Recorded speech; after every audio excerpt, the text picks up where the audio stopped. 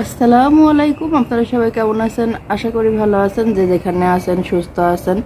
তো আপনাদের দোয়ায় আল্লাহর অশেষ রহমতে আমিও ভালো আছি, আমার পরিবারের সবাই ভালো আছে।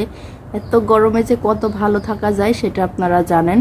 তো এই যে সকাল সকাল শুরু করছি আজকের ব্লগটা। সায়ার বাবা এইমাত্র বাহিরে গেল, তো ভাবলাম যে আজকের ভিডিওটি যা করব সেটা আপনাদের সঙ্গে শেয়ার করব। তো এই যে ছায়ার বাবা চলে যাওয়ার সাথে সাথে ভাবলাম যে আজকের সংসারের টুকটাকি কাজগুলো সব গোছাবো।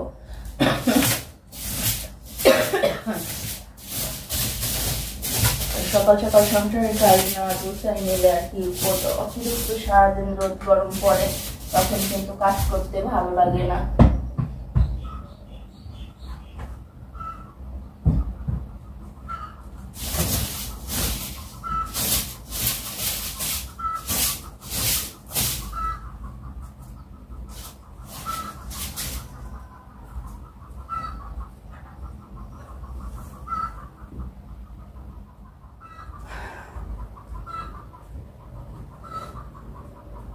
এখন এত তাপমাত্রা, কালকে আমি বাড়িতে ছিলাম না, এই জন্য এগুলো কাচতে পারছিলাম না। তো রাত্রে এগুলো কেচে দিছিলাম, তো এখানে থাকাই ফ্যানের বাতাসে শুকা গেছে, এত তাপমাত্রা পড়ছে। তো জিন্সের প্যান্টও বাতাসে শুকায় গেছে।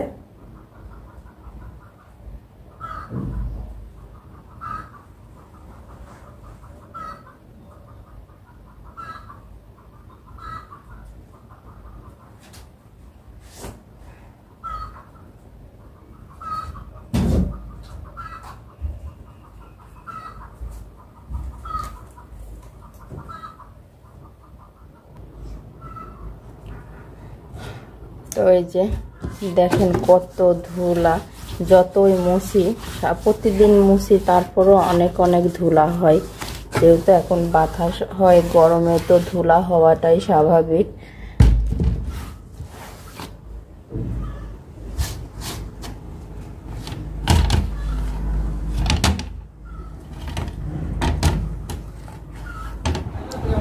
তো এই যে তানভীরকে দেখতে পাচ্ছেন, তানভীরের ঘুম থেকে উঠে কিন্তু মনটা খারাপ, যেহেতু ঘুম থেকে উঠে এসে দেখে যে ওর বাবা নাই, বাবা চলে গেছে। এই জন্য কি করে বসে আসছে দেখেন, গম্ভীর হয়ে, রাগ হয়ে। হ্যাঁ কেসি, তো কি খাবা বাবা? এখন খাবা না কিছুই? হ্যাঁ এই তো বায়না, দোকানের খাবার খাবে, দোকানের খাবার।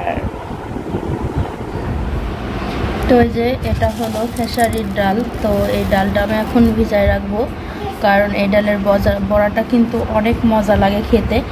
আর অনেক রোদ গরমে বিকেল টাইম মনে হয় যে কিছু একটু ভাজা খেয়ে খাই। তো এই ডালটা এখন আমি ভিজায় রাখবো, আর বিকেলে কয়টা বড়া ভাজবো, সবাই মিলে একসঙ্গে খাবো। আমি রেডি হয়ে গেছি দুপুরে রান্নার জন্য, কিছু কাটাকাটি করবো। তো বাড়ির মধ্যে এত প্রচুর রোদ, এখানে বসে কাটাটা বেশি, তারপরও কারেন্ট থাকছে না। তো আমি যাবো এখন একটু মাছাইতে, মাছায় বসে এগুলো কাটবো।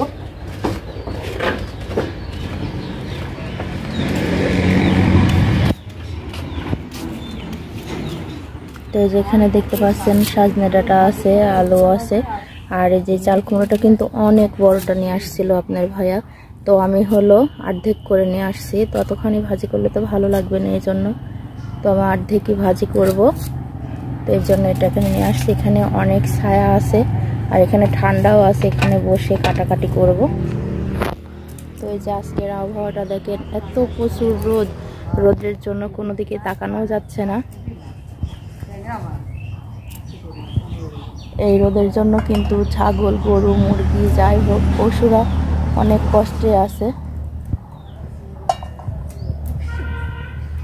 এখানে আমি হলো চাল কুমড়োটা কিন্তু কুচি করে কেটে রাখছি, তখন এটা ভাজি করার জন্য হালকা একটু লবণ দিয়ে চটকায়ে যে পানিটা বের হবে সে পানিটা আমি বের করে দেব। এর মধ্যে প্রচুর পরিমাণ পানি থাকে, আর সেই পানিটা শুদ্ধ যদি ভাজি করা যায় তো ভাজি হবে না। এমনি নরম প্যান পরো গা। তো তানভীর গোসল করে উঠে প্যান্ট পরার জন্য বায়না ধরছে, ও নতুন প্যান্ট পরবে। ও প্রচুর জ্বালায়। তো এই যে দেখেন আস্তে আস্তে কিন্তু পানিটা বের হয়ে যাচ্ছে।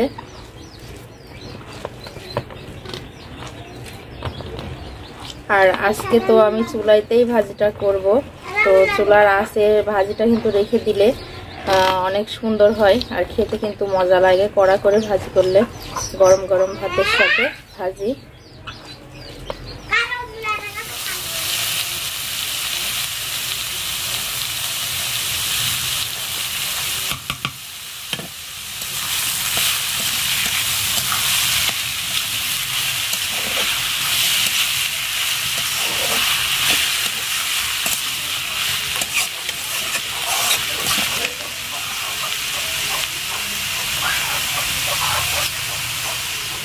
তো এই যে দেখেন আমার ভাজিটাও কিন্তু অনেক সুন্দর হয়ে গেছে।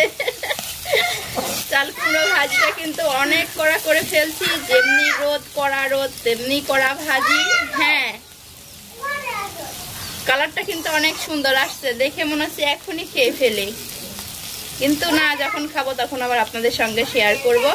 আর যারা যারা মানে যাদেরকে আর কি ভাজিটা পছন্দ হয়েছে অবশ্যই কিন্তু কমেন্টে জানাবেন। তো এই যে ডালটা কিন্তু আমি বেটে ফেলছি, তখন আপনাদেরকে যখন ভিজাই তখন দেখাইছিলাম। তো তিশা ভাবি আসছিল, বলল যে এটা কি করবি, ডালটা ভিজাই এত কম ডাল, তো বলছে মুখে লাগাবি। তা আমি বলছি যে হ্যাঁ, আমি কিন্তু বলি নাই যে ওকে যে বড়াটা ভাজবো আর কি। তো এই বড়াটা দিয়ে ওকে আজকে আমি সারপ্রাইজ দেব, এই জন্য তো বেটে ফেলছি। আর যেখানে আছে পেঁয়াজ রসুন আর মরিচ কেটে রাখছি, কিন্তু আজকে একটু রসুনও দিছি তো যাতে অন্যরকম একটু টেস্ট হয়। না ডাল যে এখন মরিচ টরিচ গুলো দিয়ে এখন আমি বড়াটা মাখাই ফেলবো।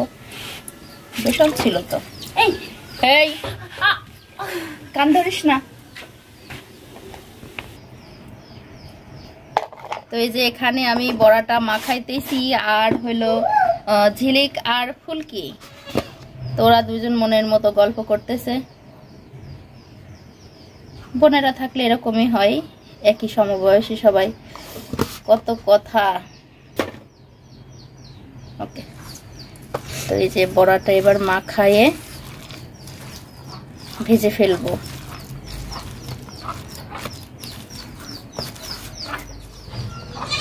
তো আমার তেলটা কিন্তু হিট হয়ে গেছে, এখন আমি বড়াটা আস্তে আস্তে দিয়ে দেব।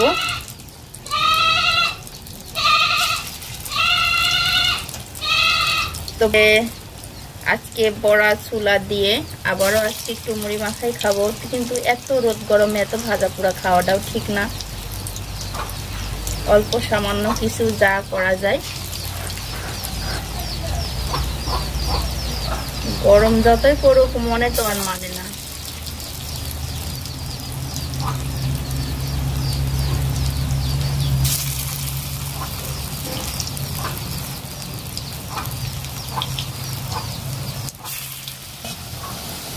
গরমের মধ্যে দমাদম রান্না হচ্ছে। তো এই যে দেখেন বড়াগুলো কিন্তু খুব মশমশা হয়েছে, মনে হচ্ছে অনেক শক্ত হয়ে গেছে, মানে খড়খড়ে একটা আওয়াজ আসতেছে।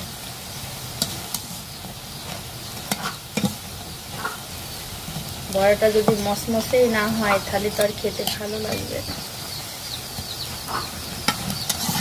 তো এই যে দেখেন এখানে কিন্তু আমি মশলাটা আগেই রেডি করে রাখছি। তো আজকে ডাটাটা আমি পুরোটাই কাঁচা মরিচ দেবো, এর মধ্যে কোনো শুকনো মরিচ দেবো না।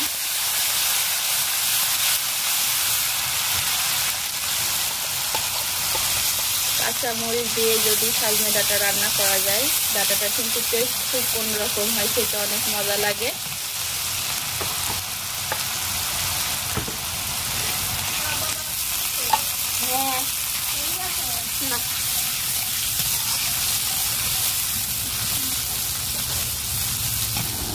তো যে আমাদের কিন্তু দুপুরের রান্নাটা শেষ, সব কিছুই শেষ হয়ে গেছে। এই যে আমার তরকারিটাও নামাই ফেলছি, কাঁচামরিচের কালারটা কিন্তু অনেক সুন্দর আসছে দেখতে।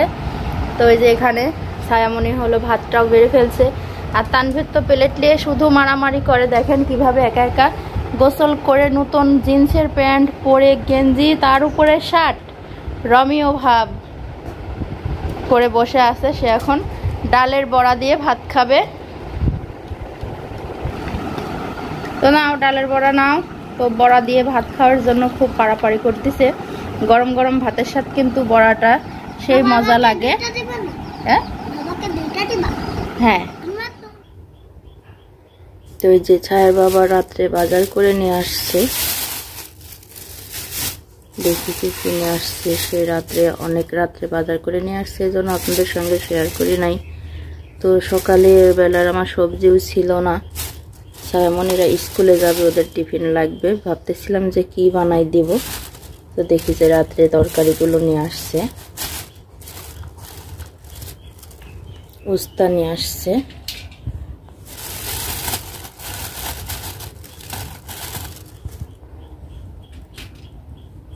বেগুন, আলু, পটল, উস্তা আর হলো ভেন্ডি। তো ভেন্ডি খেতে কিন্তু ভালোই লাগে। আর এখানে আছে হলো বড় একটা চাল কুমড়া। ওর চাল কুমড়া তো অনেক পছন্দ। তো এত বড় চাল কুমড়াটা বেশ সুন্দর দেখতে। এগুলো হলো হাইব্রিড চাল কুমড়ো বলে।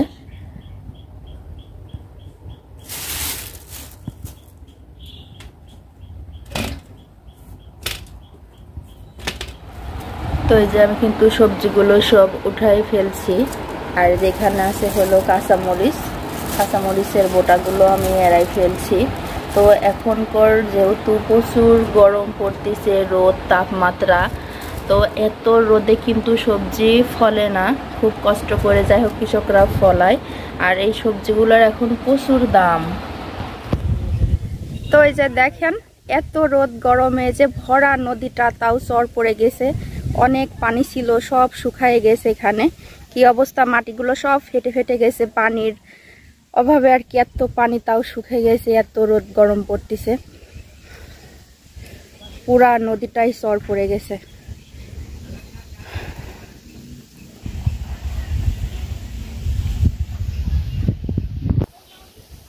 ওই যে দেখেন যে এখানে অল্প একটু পানি আছে, এর মধ্যে আবার সব গোসল করতেছে।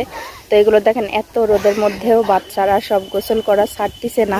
তো যেহেতু এগুলো কিন্তু বাচ্চাদের রোদের গরমের পিকনিক।